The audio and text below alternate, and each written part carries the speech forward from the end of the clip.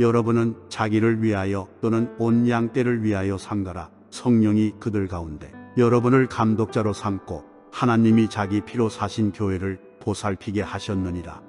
내가 떠난 후에 사나운 이리가 여러분에게 들어와서 그 양떼를 아끼지 아니하며 또한 여러분 중에서도 제자들을 끌어 자기를 따르게 하려고 어그러진 말을 하는 사람들이 일어날 줄을 내가 아노라. 그러므로 여러분이 일깨어 내가 3년이나 밤낮 쉬지 않고 눈물로 각 사람을 훈계하던 것을 기억하라. 지금 내가 여러분을 좋아함이 그 은혜의 말씀에 부탁하노니 그 말씀이 여러분을 능히 든든히 세우사 거룩하게 하심을 입은 모든 자 가운데 기업이 있게 하시리라. 내가 아무의 은이나 금이나 의복을 탐하지 아니하였고 여러분이 아는 바와 같이 이 손으로 나와 내 동행들이 쓰는 것을 충당하여 범사에 여러분에게 모본을 보여준 바와 같이 수고하여 약한 사람들을 돕고 또 주 예수께서 친히 말씀하신 바 주는 것이 받는 것보다 복이 있다 하심을 기억하여야 할지니라. 사도 바울이 밀레도에서 지척이었던 에베소를 방문하지 못하는 안타까운 마음에 이제 에베소 교회 장로들을 불러서 그들에게 고별 설교를 하고 있는 말씀을 우리가 보게 되었습니다. 오순절이 가까이 와서 그 때에 맞추어서 예루살렘에 방문하려고 도착하려고 하는 그런 바쁜 일정으로 인하여서 가장 공을 많이 들였고 가장 오랜 시간 동안 복음을 전했던 그 에베소 지역을 가고 싶은 마음은 많이 있었지만 시간 관계상 직접 갈 수는 없고 그래서 그 교회에서 이제 중추적인 역할을 하고 있는 장로들을 불러서 자신의 사역을 회상하면서 그들이 그곳에서 어떻게 이제 교회를 잘 관리하고 또 목양을 해야 될 것인가에 대해서 말씀을 하고 있는 내용이 바로 이 18절 이하로부터 말씀이 되겠습니다. 그래서 18절로 21절까지를 통해서는 자신이 에베소에서 어떻게 사역을 했는가라고 하는 것을 회상합니다. 복음의 사명자로서 유대인의 박해가 계속되어 왔지만 그럼에도 불구하고 최선을 다해서 복음을 증거하고 사심없이 오직 예수님만을, 복음만을 증거했다고 하는 그 고백을 하고 있는 내용이 18절로 21절까지 말씀을 통해서 주어지고 있습니다. 22절로 24절까지를 통해서는 예루살렘에서 환난과 박해가 기다리고 있지만 자신의 생명보다 하나님의 복음을 더 귀하게 여겼기 때문에 자신의 사명이 자신의 생명보다 더 소중하기 때문에 이제 설령 그곳에 가서 어떤 희생을 치른다 할지라도 그 사명이 예루살렘을 가는 것이라고 하면 기꺼이 가야 한다고 하는 그런 말씀을 통하여서 생명보다는 사명이 더 중요하다고 하는 것을 강조해서 말씀을 했습니다. 그러면서 25절로 27절까지를 통해서는 이제 그곳에서 자신이 순교를 당할 수 있다고 하는 것을 말하면서 다시는 그들과 이제 만날 수 없을 것이지만 그러나 자신을 대신해서 그 에베소 교회에서 이제 장로들이 맡은 그 사명을 잘 감당해 달라고 부탁을 하려고 하는 말씀을 28절 이하로부터 우리가 보게 되어집니다. 자신이 지금까지 에베소 교인을 위해서 행한 수고, 그런 것들을 이 장로들이 본받아서 그 에베소에서 목회를 감당할 수 있으면 좋겠다고 하는 그런 마음을 장로들에게 전달하고 있는 것입니다. 바울의 그 복음 전도자로서의 삶을 자신이 가끔 스스로 회상하면서 고백을 할 때의 내용이 무엇입니까? 죽도록 자신이 사명을 감당하는 일을 무엇보다도 중요하게 여겼고, 때로는 생명조차도 아끼지 아니하고 복음을 전하는 일에 힘썼다고 하는 것을 자신 있게 말하는 것을 보게 되었습니다. 어떤 박해나 핍박이 주어져도 그런 상황에 굴복하지 않고 오직 복음을 전하는 일에만 자신의 모든 것을 다 쏟아 부었다. 바울은 이렇게 자신 있게 고백을 하는 내용들을 그의 서신서들을 통해서 곳곳에서 피력하고 있는 것을 보게 되었습니다. 그 말은 복음 전도자의 삶을 산다고 하는 것은 무엇입니까?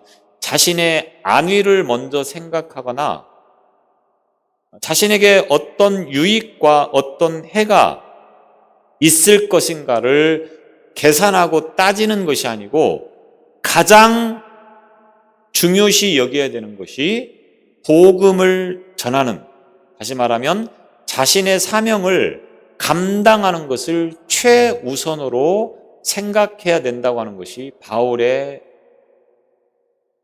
신념이었고, 그리고 이것을 오늘 저와 여러분들이 본받아야 한다고 하는 것을 다시 한번 말씀을 통해서 깨닫게 되어지는 것입니다.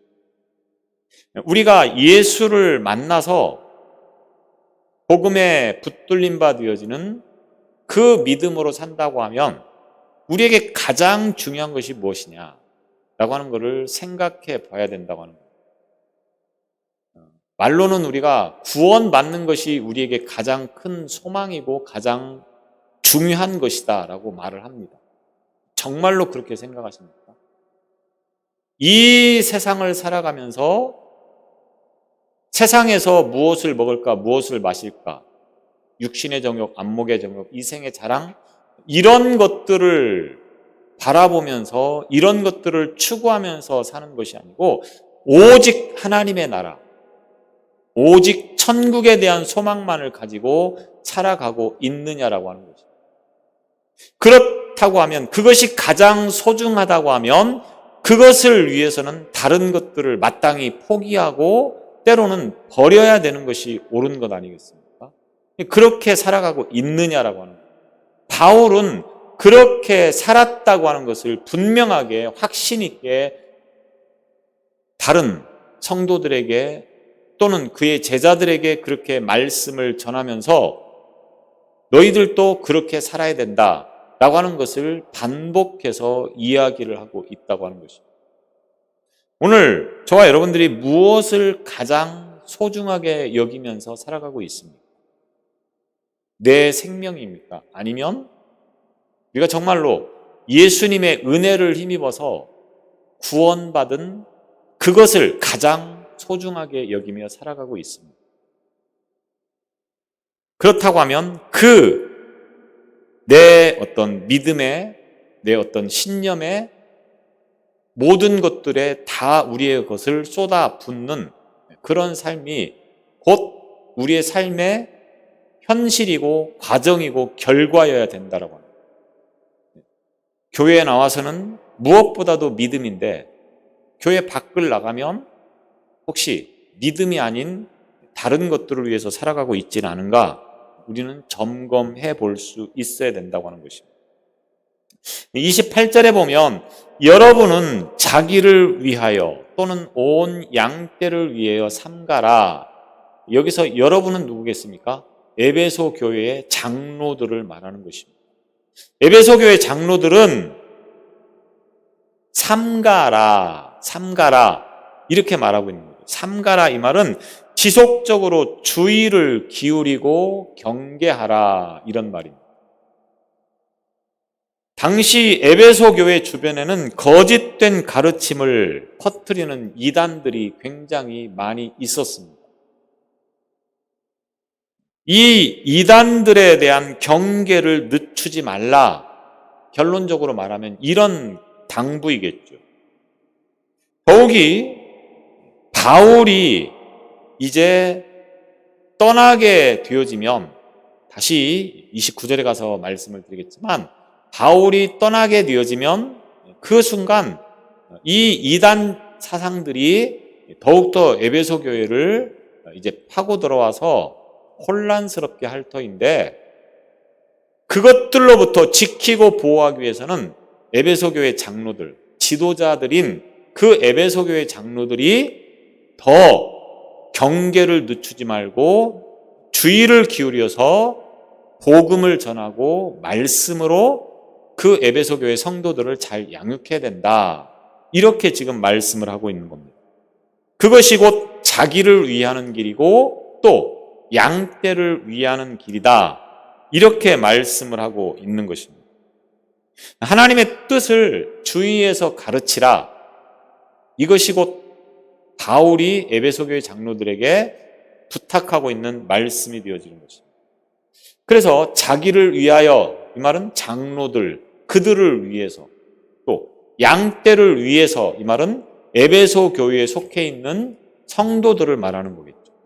장로들이나 또는 성도들을 위해서 이제 더욱더 주의를 기울여서 어떠한 잘못된 사상이 교회를 파고 들어와서 미혹한다고 할지라도 넘어지지 않도록 말씀 위에 굳건히 이제 그 사명을 잘 감당해야 된다라고 하는 것입니다.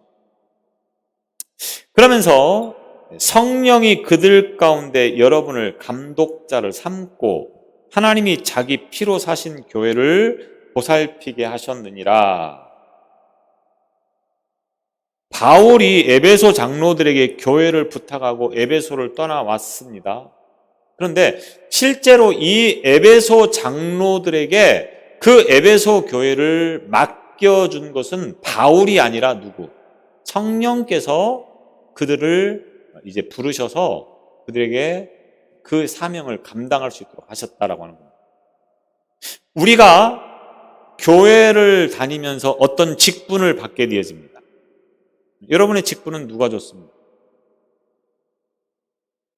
목사님이 줬어요. 그런데 목사님이 준 것이 아니고 사실은 목사를 통해서, 하나님께서 목사를 통해서 직분을 주셨다라고 하는 겁니다. 여러분이 받고 있는 직분은 결국 누가 주신 것입니까? 하나님께서 주신 것이고 성령께서 주셨다고 하는 겁니다. 그럼 여러분이 직분을 직분처럼 감당하지 못하면 그는 누구를 모독하는 것입니까? 하나님을 모독하는 것이고 성령을 모독하는 것이라고 합니다. 그 생각을 우리가 잊어서는 안 됩니다. 아마 직분을 받을 때 분명히 그런 서약을 했든지 그런 권고의 말씀을 분명히 들었을 거라고 생각합니다. 근데 정말로 이 땅을 살아가면서 그런 의식을 하고 살아가느냐라고 하는 거예요. 명예직이 아닙니다. 교회의 직분은 내가 어떤 직분을 가지고 있느냐가 중요하지 않을 수 있습니다. 그런데 어떤 직분을 받았다고 하면 그 직분 앞에 부끄러운 삶이 되어서는 안 된다고 하는 거예요. 왜? 사람이 준 게 아니고, 물론 목사가 자기 마음에 드는 사람만 선별해서 주었다라고 생각을 할지는 모르겠습니다. 그런데 그것도 결국은 하나님께서 하신 일이라고 우리는 생각을 해야 된다고 하는 겁니다. 그래서 그런 직분을 우리가 하나님께서 주신 것이라고, 성령께서 주신 것이라고 생각하면서 그 직분 앞에서 부끄러운 삶이 되지 않는 삶을 살아야 된다고 하는 거예요. 에베소 교회 장로로 세운 것은 누구냐? 바울이 아니고 성령께서 바울을 통해서 세우셨다고 하는 것을 피력하고 있는 것입니다. 여러분을 감독자를 삼고 이렇게 표현하고 있습니다. 장로라고 부르고 있는데 그 장로를 감독자로 삼고 이렇게 표현하고 있다고 하는 겁니다. 이 말이 무슨 말이에요? 감독자라고 하는 말은 관리자 또는 보호자라고 하는 말입니다. 오늘날에는 이제 굉장히 성도들도 많아지고 교회가 세분화되어져서 직분이 굉장히 세분화되었습니다. 교회 안에서도 목사가 있고 장로가 있고 권사가 있고 집사가 있고 굉장히 세분화되었다고 하는 겁니다. 이것은 왜 그렇습니까? 그 사람을 마땅히 부를 호칭이 없어서 그냥 호칭을 주어서 부르려고 준 것도 아니고, 또 이런 오래 다녔으니까 이런 직분을 받으라 해서 준 것도 아니고, 굉장히 이 직분이 하나님의 뜻과 하나님의 나라를 위해서 주어진 것이라고 하는 것입니다. 그런데 이 바울이 지금 이 편지를 쓰고 있는 당시, 바울이 이렇게 활동을 하고 있는 이 당시에는 굉장히 직책에 대한 어떤 구분이 분명하지 않았습니다. 왜? 많은 지도자가 세워질 수가 없었기 때문에. 지금 막 교회가 복음이 전도되어지면서 교회가 세워지고, 교회를 세우자마자 바로 너는 지도자가 되라, 너는 목사가 되라, 너는 장로가 되라, 이렇게 할 수는 없잖아요. 어느 정도 교육이 있어야 되고, 어느 정도 그 믿음의 연조가 있어야 그 일을 할 수 있었기 때문에 지금 막 교회를 세웠는데 지도자는 상당히 부족한 그런 상태였다고 합니다. 그렇다고 해서 예루살렘에서 지도자를 파송해서 그렇게 할 수 있는 여력도 쉽지 않았고, 왜? 많은 곳들에 교회가 세워졌기 때문에 그렇다라고 합니다. 그래서 어떤 교회에 세워지면 장로도 하고 감독자도 하고, 여기서 이 감독자라고 하는 말은 오늘날로 목사를 말하는 겁니다. 지금도 감리교 같은 경우는 감독이라고 그렇게 부르기도 합니다. 감독과 목사는 같은 어떤 그런 표현이라고 볼 수가 있겠습니다. 그래서 여기서 감독자로 삼았다고 하는 것은 장로와 감독자가 사실은 어떤 구분은 돼 있는데, 이때 당시에는 특별하게 구분하지 않고 장로 일도 하고 감독 일도 하고 목사 일도 하고 장로 일도 하고 이렇게 일을 이제 시켰다고 하는 겁니다. 그래서 그들을 감독자를 삼고, 성령께서 그 장로들을 불러서 감독자로 삼고 에베소 교회의 목회자로 삼고, 이런 말이라고 합니다. 그 다음에 그들이 목회자로 세움받은 것은 왜 그렇습니까? 하나님이 자기 피로 사신 교회를 보살피게 하셨느니라. 교회를 보살피게 하셨느니라, 이렇게 말하고 있습니다.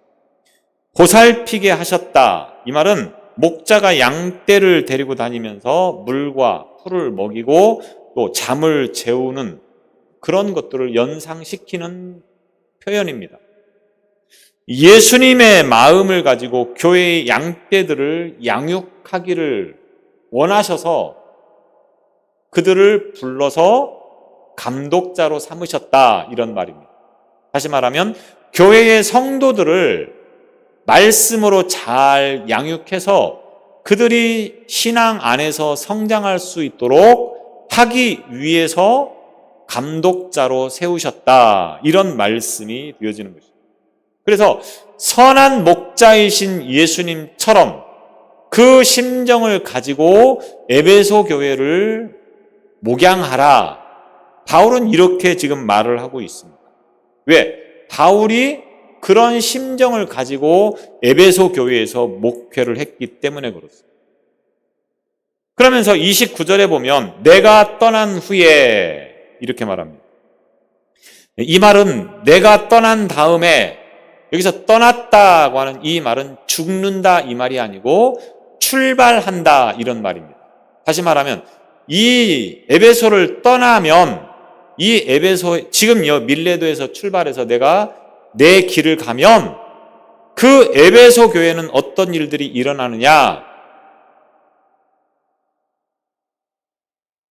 사나운 이리가 여러분에게 들어와서 그 양떼를 아끼지 아니하며, 사나운 이리가 에베소 교회에 가서 에베소 교회의 양떼들을 집어삼키려고 한다, 이런 말입니다.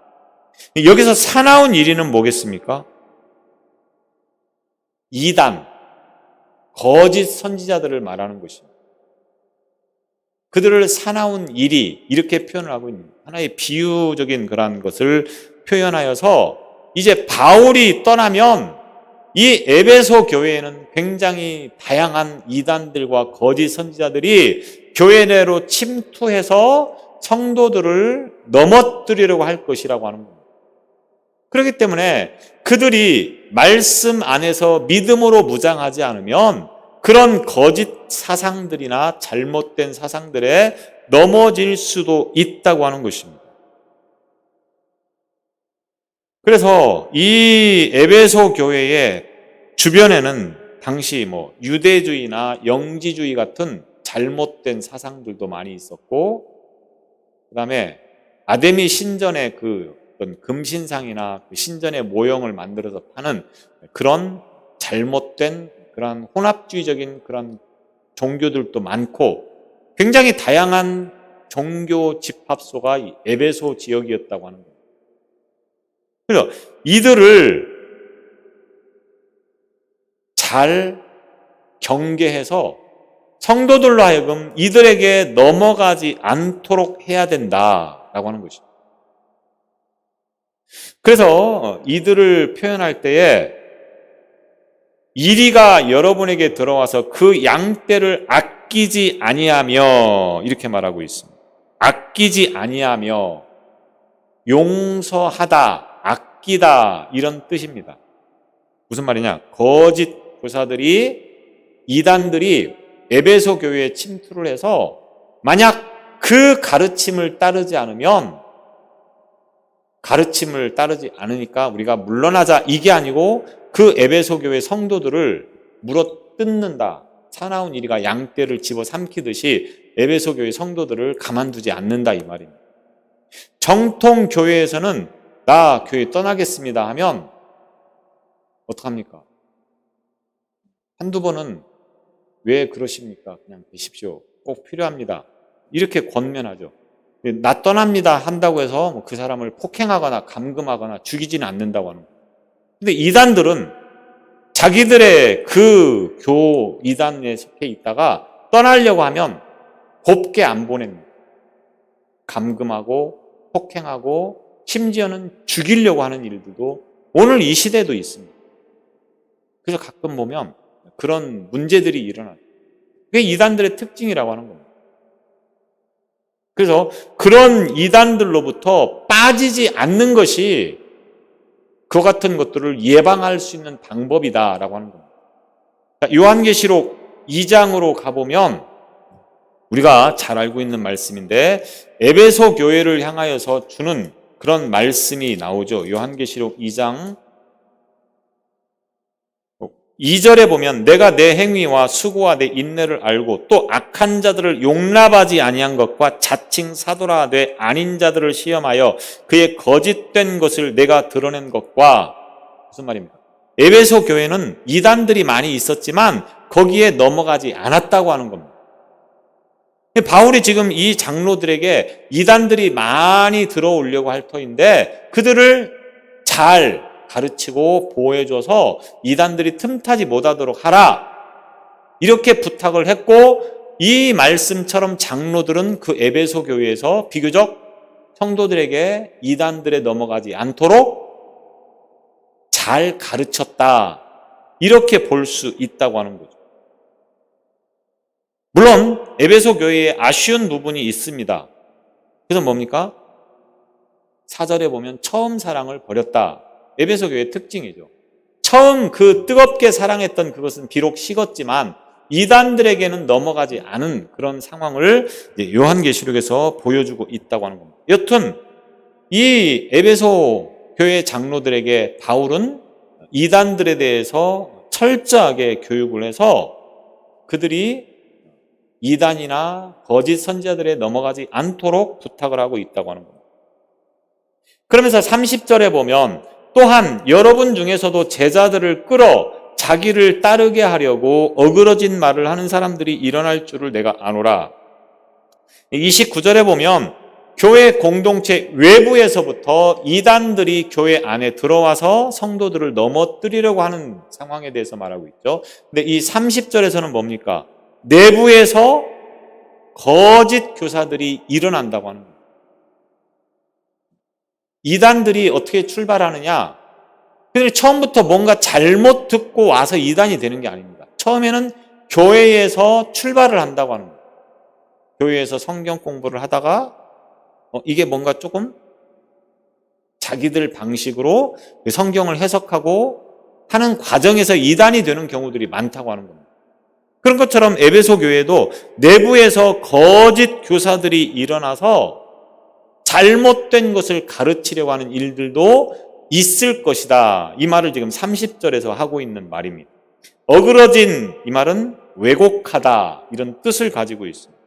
하나님의 가르침을 왜곡시켜서 잘못된 그것을 가르치는 것을 말하는 것이라고 하는 겁니다. 그래서 여러분 중에서도 제자들을 끌어 이 말은 분리하다. 사람들을 분리시키는 행동을 하는 것입니다. 그래서 성경을 읽다가 잘못된 사람들이 거짓 교사가 돼서 그 에베소 교회 성도들을 미혹한다고 하는 거예요. 자기들의 잘못된 가르침을 그들에게 주입을 시켜서 그들을 분리시키려고 한다고 하는 것입니다. 이런 일들이 있을 것이니까 에베소 교회 장로로 하여금 잘 가르쳐야 된다. 지금 이렇게 표현을 하고 있는 겁니다. 그러면서 30절 후반부에 보면 내가 아노라 이렇게 표현하고 있습니다. 아노라 이 말은 단순히 알다 이 말이 아니고 장차 에베소에서 일어날 일을 내가 눈앞에서 일어나고 있는 상황을 보듯이 알고 있다 이런 말입니다. 아직 그 때가 오진 않았지만 그 상황이 오진 않았지만 바울이 볼 때에는 이런 일들, 어떤 일들? 거짓 선지자들, 거짓 교사들, 이단들 이들이 에베소 교회에 들어와서 에베소 교회를 굉장히 혼란스럽게 할 것을 내가 지금 눈앞에서 일어나고 있는 것처럼 보고 있다 이 말입니다. 그러니까 이런 일들이 일어나지 않도록 에베소 교회 장로들, 당신들이 그 에베소 교회 성도들에게 잘 가르쳐야 되는 것입니다. 어떻게 가르치느냐? 31절에 보면 여러분이 일깨어 내가 3년이나 밤낮 쉬지 않고 눈물로 각 사람을 훈계하던 것을 기억하라. 이제 에베소 교회 장로들에게 당신들이 어떻게 목양을 하고 사역을 하고 목회를 해야 될 것인가를 가르쳐주고 있습니다. 제일 먼저 뭐라고 말하고 있습니까? 여러분이 일깨어 내가 3년이나 밤낮 쉬지 않고 눈물로 각 사람을 훈계하던 것을 기억하라. 바울이 그렇게 목회를 했다고 하는 겁니다. 에베소에서 3년이나 어떻게 쉬지 않고 눈물로 각 사람을 훈계했다. 이렇게 지금 자신의 사역을 다시 표현하고 있습니다. 이미 19절에서도 바울의 사역의 자세를 모든 겸손과 눈물로 했다 이렇게 표현한 것을 우리가 19절을 통해서 볼 수 있었습니다. 바울의 사역은 겸손과 눈물. 이 말은 무슨 말입니까? 그들을 진심으로 사랑하면서 자신이 대접을 받고자 섬김을 받고자 하는 그런 태도가 아니고 그들을 섬겨가면서 눈물로 기도하면서 그 교회를 양육하고 또 복음을 전하는 일을 쉬지 않았다 이런 말입니다. 그런 것처럼 당신들 에베소 교회 장로들도 겸손한 마음과 눈물로 기도하면서 그들을 잘 양육해야 된다. 지금 이렇게 말을 하고 싶은 것입니다. 그러면서 32절에 보면 지금 내가 여러분을 주와 및 그 은혜의 말씀에 부탁하노니 은혜의 말씀이라고 하는 말은 24절에 언급하고 있는 은혜의 복음과 관련되어져 있는 말씀이라고 볼 수가 있겠습니다. 그래서 하나님의 말씀에 근거해서 하나님의 말씀을 중심으로 목회를 하라 이런 말입니다.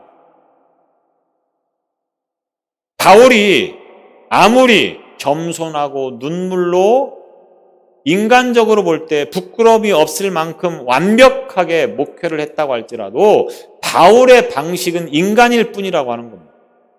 에베소 교회 장로들이 알아야 할 것은 바울의 그 사역의 그런 자세나 그런 것들을 가지고 목회를 하기보다는 하나님의 말씀에 근거해서 목회해야 된다. 이렇게 지금 말을 하고 있다고 하는 것입니다.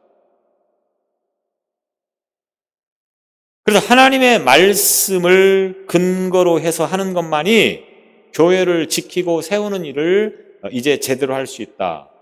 그래서 32절에 보면 지금 내가 여러분을 주와 및 그 은혜 말씀에 부탁하오니 그 말씀이 말씀에 근거해서 목회를 하면 어떤 상황이 세워지느냐? 여러분을 능히 든든히 세우사, 여러분을 능히 든든히 세운다고 하는 겁니다. 말씀에 근거해서 목회를 하게 되어질 때 든든히 세운다. 이 말을 직역하면 건축할 수 있도록, 이런 말입니다. 집이 건축되듯이 말씀을 통하여서 그들의 삶을 굳건하게 건축해 나갈 수 있게 된다, 이런 말입니다. 집을 세울 때에 기초를 튼튼히 하고 집이 쉽게 무너지지 않도록 견고하게 짓는 거 아니겠습니까? 그런 것처럼 그들의 믿음을 든든하게 세울 수 있는 방법이 뭐냐? 바로 말씀을 통해서라고 하는 겁니다. 하나님의 말씀을 통해서. 그래서 하나님의 말씀을 통해서만이 그 에베소 교회 성도들의 신앙을 든든히 세워간다, 이런 말입니다. 또 하나는 기업이 있게 하시리라, 이 말입니다. 기업이라고 하는 이 말은 장차 천국에서 얻게 되어지는 그런 어떤 구원과 상급을 말하는 것이 되겠습니다. 앞에 능히 든든히 세우사, 이 말은 이 땅에서의 교회의 모습을 말하는 것이라고 하면, 기업, 이것은 천상에서 하나님의 나라에서의 교회의 모습이다, 이렇게 이야기를 할 수가 있겠습니다. 그래서 이 땅에서나 하나님 나라에서 복된 어떤 믿음의 승리자의 삶을 살아갈 수 있는 길은 무엇이냐, 방법은 무엇이냐, 다른 게 아니고 바로 말씀에 의해서 세워질 때에 바로 그런 신앙이 된다, 이런 말씀을 지금 주시고 있는 것입니다. 우리의 신앙이 다른 거 다 좋습니다. 그러나 가장 중요한 게 뭡니까? 하나님의 말씀을 바로 알고 그 말씀에 의해서 신앙이 세워질 때에 이 땅에서도 하나님의 나라에서도 흔들리지 않고 견고하게 세움받는 믿음이 되어진다. 한마디로 이렇게 이야기를 할 수가 있겠습니다. 그러면서 이 땅에서나 하나님의 나라에서 부끄럽지 않은 신앙이 되기 위해서는 오직 하나님의 말씀에 근거해서 이제 목회가 돼야 되고 신앙생활을 해야 된다고 하는 것을 말하는 것입니다. 그러면서 33절로 35절까지에서는 이제 고별 설교의 마지막 부분에 해당되어지겠습니다.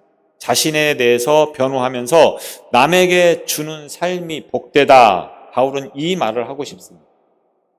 그러면서 33절 이하로 내가 어떻게 목회를 했는가를, 복음을 전했는가를 너희들이 잘 보지 않았느냐?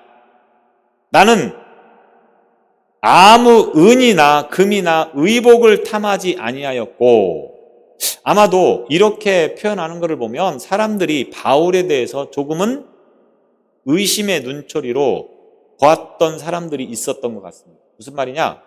바울이 예루살렘 교회의 어려움을 해결하기 위해서 유럽의 여러 교회들에게 모금을 부탁했었습니다. 그리고 그 모금한 것을 가지고 지금 예루살렘을 향해 가고 있다고 하는 겁니다. 그러니까 일부 사람들은 그 모금한 것 일부를 지금 바울이 착복해서 아마도 쓰고 있을 것이다, 이렇게 추측을 하면서 오해를 하면서 바울을 시기하고 질투하는 그런 표현을 누군가가 분명히 했던 것 같습니다. 그러니까 바울이 은연중에 이것들을 변호합니다. 뭐라고? 나는 지금껏 목회를 해오면서 그런 것들에 대해서 전혀 욕심 부리지 않았다고 하는 겁니다. 은이나 금이나 의복을 탐하지 아니하였다. 내가 복음을 전하는 전도자로서 교회의 보조를 받고 선교비를 받으면서 목회를 할 수도 있었다. 그런데 바울은 어떻게 목회를 했습니까? 자신이 직접 천막 만드는 일을 하면서 돈을 벌었다고 하는 거예요. 그래서 자비량으로 선교를 했던 것을 지금껏 말씀을 하였습니다. 그런데 34절에 보면 여러분이 아는 바와 같이 이 손으로 나와 내 동행들이 쓰는 것을 충당하여 자신이 자비량으로 선교를 했을 뿐만 아니라 뭡니까? 내 동행들이, 다시 말하면 바울과 함께 복음을 전도했던 그 복음 전도자들을 위해서 자신이 직접 돈을 벌어서 그들도 함께 생활을 하면서 지금까지 전도를 해왔다고 하는 것을 표현하고 있는 겁니다. 여러분, 누군가가 말하는 것처럼 바울이 구제 헌금을 모아서 그거에서 일부를 떼서 자신이 사용하지 않았다고 하는 것을 말하는 거죠. 자신이 먹고 사는 문제는 자신이 직접 일을 해서, 그리고 자신과 동행하는 그 사람들을 위해서까지도 자신이 돈을 벌어서 지금까지 자비량으로 복음을 전했다고 하는 것입니다. 바울은 이와 같은 방식으로 줄곧 전도를 해왔습니다. 그래서 마지막 35절을 통해서 바울이 뭐라고 말합니까? 여러분에게 모본을 보여준 바와 같이 자신은 누구의 도움도 받지 않았다고 하는 겁니다. 도움을 받아서 할 수도 있는 상황 아니겠습니까? 충분히. 그런데 자신은 그렇게 하지 않았다고 하는 겁니다. 왜? 그런 일들로 인하여서 나중에 구설수에 오르지 않기를 원했던 것입니다. 모금한 것만으로도 벌써 이런 말들이 나오는데, 만약에 바울이 그렇게 하지 않고 선교비를 받으면서 선교를 했다고 하면 아마 더 많은 말들이 나왔겠죠. 바울은 이미 그런 것들을 다 계산하면서 결국은 그런 것들을 하지 않았다, 이렇게 지금 말을 하고 있는 것입니다. 그래서 자신이 자비량으로, 그리고 자신의 동행들과 함께 먹고 사는 문제를 누구의 도움도 받지 않고 자신이 직접 일을 해서 그 일을 처리했다, 이렇게 말을 하고 있습니다. 그러면서 자신이 그런 마음을 가지고 지금껏 전도를 해왔고 사역을 해왔던 것처럼 여러분들도, 에베소 교회 장로들도 그런 마음을 가지고 목회를 해야 된다고 하는 겁니다. 그러면서 마지막으로 주는 것이 받는 것보다 복이 있다 하심을 기억하여야 할지니라. 예수님께서 주는 것이 받는 것보다 복이 있다. 여러분들은 이 말씀을 보신 기억이 있으십니까? 복음서에는 이런 말씀이 나와 있지 않습니다. 다시 말하면 성경에는 주는 것이 받는 것보다 복이 있다, 이렇게 예수님께서 말씀하신 구절을 언급하고 있지 않다고 하는 겁니다. 그래서 어떤 학자들은 이것이 구전되어 오는 예수님의 말씀일 것이다, 내지는 바울이 직접 예수님께 들은 말씀일 것이다, 이렇게 이야기를 합니다. 여튼 분명하고 정확한 것은 모릅니다. 그런데 바울이 이렇게 말을 했기 때문에 분명히 이 말은 어떤 근거가 있을 거라고 보는 것은 확실합니다. 그래서 성경적으로 우리가 이 땅을 살아가면서 어떻게 사는 것이 은혜로운 삶이냐? 주는 것이 받는 것보다 복이 있다, 이 말이에요. 주는 것이 받는 것보다 복이 있다. 그래서 그리스도인의 삶은 주는 삶이어야 된다. 또 교회의 지도자가 되었다고 하면 받는 것만 좋아하지 말고 주면서 목회를 하라. 바울은 지금 에베소 장로들에게 이렇게 가르쳐주고 있습니다. 바울은 에베소 교회 장로들에게 마지막 고별 설교를 하면서 이제 여러 가지 많은 말씀들을 주었습니다. 분명한 것은 바울은 에베소 교회를 뿐만 아니라 복음 전도자로서의 살아가면서 모든 성도들에게 나를 본받으라 라고 말할 수 있을 만큼 부끄럽지 않은 목회를 하면서 복음 전도자의 삶을 살았다고 하는 겁니다. 이것은 바울의 이야기가 아니고 오늘 바로 우리들의 이야기가 되어져야 된다고 하는 겁니다. 우리가 과연 다른 사람 앞에서 당신도 나처럼 사시오, 이렇게 말할 수 있겠습니까? 저는 그렇게 아직 말을 못합니다. 절대로 나를 본받지 마십시오, 이렇게 말을 해야 됩니다. 근데 분명한 것은 우리는 그렇게 말을 할 수 있어야 된다고 하는 겁니다. 오늘 저와 여러분의 신앙이 바울처럼 내가 이렇게 살았습니다, 여러분도 나처럼 이렇게 살기를 소원합니다라고 하는 말을 할 수 있는 그런 믿음으로 살아가시기를 바랍니다. 기도하겠습니다. 누군가에게 모범적인 모본이 되어지는 삶을 살아가는 우리의 신앙이 되어지기를 소망합니다. 사도 바울처럼 부끄러움이 없고 후회 없는 그런 복음 전도자로서의 삶을 살아가는 우리 모두가 되게 하여 주옵소서. 예수님 이름으로 기도드리옵나이다. 아멘.